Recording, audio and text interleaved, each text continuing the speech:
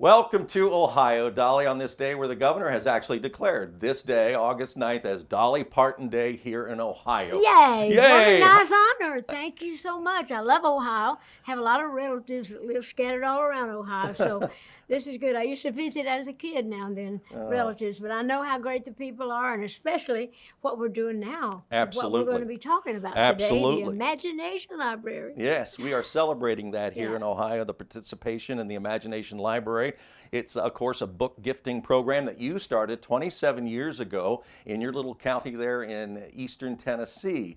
And from there it grew, it spread into, I saw North Carolina, other states, and now today, Ohio. And it's got to be gratifying to you that in a state this populated, that the entire state has now gotten behind your effort, your initiative to provide books to all the children up to the age of 5 in this state. That's an amazing feat. It is, and it's an amazing feeling too of pride, and I'm very humbled by that whole process, because it's one thing to have a few counties that have the program, but to say that the whole state, we call it the state rollout program. That's Right. what our trip is. We're going to Ohio for our state rollout, which we take a lot of pride in that, because when I did start it, we didn't know that it would ever be this big. Yeah. But we knew that it was something special if it did catch on. But we had thought maybe it would just be in our home county, a few counties over maybe. But now here we are all over the world and That's all right. over Ohio. In fact, the last I saw, I think it was 187 million books I know, that's a have been lot. gifted across the world, which is really incredible. Let's talk about this program now. Okay. After a family member registers a child into the program, and at no cost to the family, we want to point out, what can the family then expect? Well, they can expect a book once a month in the mailbox with that child's name on it, and that's really a very incentive, a big incentive for children, Yeah. because at their most impressionable age, they're going to go think, "Where's my book? I got to go to the mailbox to get my book," and then they're going to get it. They're going to take it back in the house, and they're going to make somebody read it to them, even though later they'll fumble through the pages and try to Yes. memorize it. But it kind of is a family thing. Someone's going to have to, be in touch with that child and sit down with them and read to them until they kind of learn to read themselves. But we also want them to learn to love books and to learn to read more than anything, because as we all know, if you can read, you can educate yourself. You can find a book on anything you're interested in, even if you can't afford to go to college or whatever. But there's something, but you need to read, and that is such a very important thing. And the earlier that you can start, the better off you are. Yeah, my grandson Leo, just not even 2 yet, got his book the other day in the mail through your program. I and saw the picture, and it's so cute. insisted that his mom read it to him, and he's becoming very verbal thanks to those books and the reading. So yes, I know that the first book that each child gets is a book that's very important to you. Can you explain? Well, it's the little story of the little engine that could. Yeah. And I remember as a child being fascinated with that book and the pictures. We see that's another thing I think that's very important, the illustrations in the book, because they can actually, place the story to the pictures. But the little engine that could, I just remember that I think I can. And so I really thought I could. And by golly, I grew up and I did. And you So did. I often say I am a little engine that did instead of that could. So I really think that gives children confidence too. I think it lets them know that if you could just keep trying, Right. that you can. It's a big message in that little book. Oh, there is. And it's such a sweet little thing. I remember it as a child myself, and it kind of falls in line with kind of your goal about this, and I've heard you say it, and you'll probably say it again, but to inspire children to learn more, Care more, do more, and be more. Absolutely. And again, Yeah. that book personifies a lot of that right there. It does, yes. So talk about your inspiration to get this started, because you came from very humble beginnings, as we know, 12 children in your family, but 2 amazing parents, including your father. And both my parents also grew up very poor and in very big families. My dad was the main inspiration for this program. My dad was from a family of 14 or 15 kids, and they lived out in the country, and with that many kids coming along, and the schoolhouse being so far away, Yeah. my dad didn't get a chance to go to school. And so he never learned to read and write because they had to work in the fields and on the farm to just keep the family going. And so my dad was very embarrassed. He was such a smart man and such a proud man, but it bothered him that he couldn't read, and he somehow believed that he couldn't learn to read after he was grown. And it just troubled me that my dad was troubled because we all loved our daddy a lot. So I just had this idea to put together a program and get my dad involved with me, because I told him, I said, Daddy, there are millions of people all over this world, and even in this country alone, that can't read and write, and especially in this county because everybody was poor. And so anyway, I got Daddy involved in it with me, and we started the program in hopes, as we mentioned earlier, that it might maybe go 2 or 3 counties over. Right. But then the governor of Tennessee at that time, Governor Phil Bredesen, he got a hold of it and he thought, this is a really good program, so we're going to take this statewide in Tennessee. So we went statewide, and then the next thing you know, we're in Canada. Next thing you know, we're all over the world, all different places. So it was just one of those things that my dad took great pride in. He felt like that he'd done something special.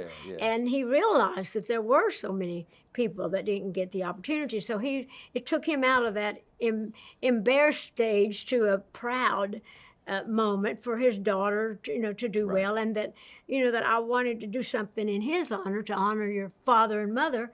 So Daddy got to live long enough to see the program doing great, and he got such a kick out of the kids calling me the book lady.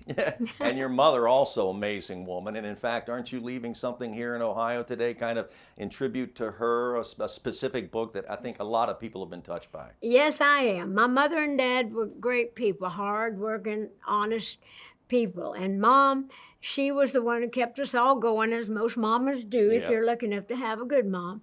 But Mama sewed all our clothes, and she told us, I always say, Mama could tell you anything to make it sound good, cook anything to make it taste good, and sew anything to make it look pretty good.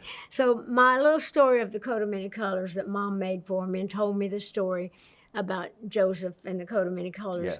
And that little book really is more than just a book.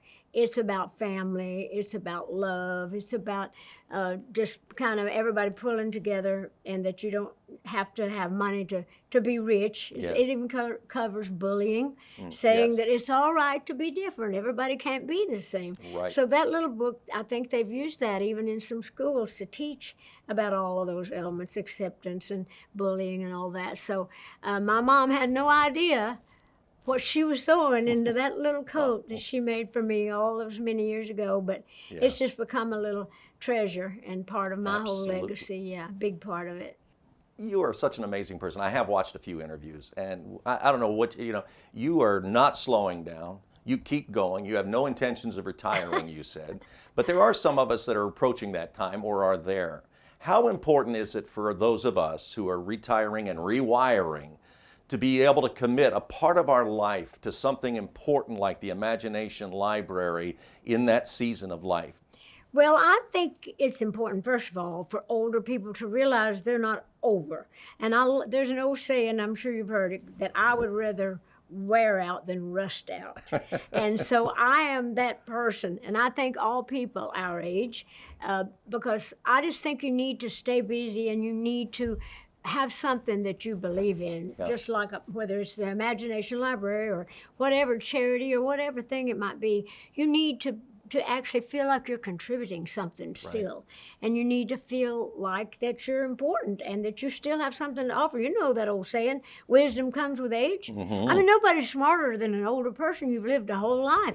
So you can really help people, with your wisdom. You can find out how you can be of help to people and what you can do. So I say you're never old unless you decide that on your own. All right, thank you. One quick trip back to the program. Talk about your hopes for it, the terms of longevity, the expansion. Of course, it's already expanded way beyond your dreams. It's an incredible legacy. Your music legacy is one that will be it's untouchable. How about this legacy? What are your hopes for it? Well, I really think that this thing is going to go on forever, I hope. Although we're still giving away little physical books that they get in the mailbox, hold in their hands and Right. see. But in this world of technology and the way that we're all growing, I'm sure that through the years we'll be doing it in different ways. But I hope they always do the little books that kids can hold and read and smell. Because I know I wrote a little song for the Imagination Library. It's called Books. It's like, books, books, I love books, the way they feel and smell and look. From my first look, I was hooked on books, books, books. Then it goes to talk about in a book, you can be anything you want to be. You can go anywhere you want to go. Never leave your room. So it's really kind of that thing. But I think that we will continue to grow. We've had wonderful people through the years helping us out, especially David Dodson. And now we have new blood and new ideas with Jeff Conyers, who's the president. And he's just doing amazing things. So all the younger, newer people have new and better ideas. So I have no idea where it's going, but I'm certain that it's going to continue and that it's just going to be bigger and better through the years. You talk about technology in this day and age where you can just set a child down in front of a TV or whatever and have them just watch endless cartoons and some of those shows are very good, but still nothing beats sitting with a person you love, a sibling, friend, parent, having them read to you, right, from a book that you can look at. What is the difference, do you think? Well, I think that, that touch, that feel, that smell, and then just having, like you say, someone that loves you and that you love and relate to, read that to you. It makes a deeper impression. And then, as we mentioned before, even when they hold that little book on their own, they can look back at the pages and they'll remember that from now on. This only goes up to like when you start kindergarten, Right. When you're 5, that's your most your most impressionable years. But you'll always remember that. In fact, we get calls all the time when the program ends at 5. Kids start crying. Yeah. We don't want this. I want my book. Yeah. They get really upset. And then we've been at it so long that we have grown kids in college saying, they've even got kids now in the program, Yes. or kids that are still in school saying, I remember that just made me do this, made me think that. So I know in many different ways, it's like a cause of many colors. Yes. Also, not just a coat, but it really touches people in so many ways. But we'll continue with it, and it's touched the lives of so many, and especially mine. Absolutely. Yeah. Well, any final thoughts? I hope I've covered the main points you wanted to make today, but if there's anything else you want to share, it's yours. Well, actually, I just want to say thank you and people like you that help us further the cause and ask the good questions like you did. But I'm always out there trying to do something great, and most all of it kind of goes back in one way, whether it's in contributions to helping out the Imagination Library, whether we do charity shows or whatever. But we appreciate all the people, the communities, and the people that get involved in it. And they realize it's a worthy cause. It's not money going in my pocket. I don't get anything from it because the books are free to all children. You don't have, it's not for poor children, Right. it's for all children. Right. It's for the poor ones and the ones with money, because there's, even in the rich families, there's some, you can have children that are, that have reading disabilities or whatever. But this is for every person. So Right. I think it's wonderful that the communities are involved and get involved, and knowing that we have a whole committee that chooses the books. I do not choose the books. I would never be so bold as to think I would know what was right for your children. But I think there's an age appropriate books, in all the different years Yes. of your lives. But this is a special little thing, and it's just a good way to get a good head start. Well, I know our Governor Mike DeWine and First Lady Fran DeWine are huge supporters of this program, and that's part of what's behind the fact that this state now has lined up financially in partnership to make those books available to every little child in Ohio. And again, thanks so much to you for the vision for this program and all that you have meant to it to this point and going forward. It's been an honor to speak with you today, Dolly. Well, Cabot, we all love you, of course. I know all of Ohio knows you, and a lot of people outside of Ohio as well. But we do again want to thank Governor and First Lady for helping us out. And we're having a nice time with them, actually. We've had a luncheon and doing programs with them here, and actually meeting all the people personally for all the people that are donating to it in their way. So, and thank you again for having us.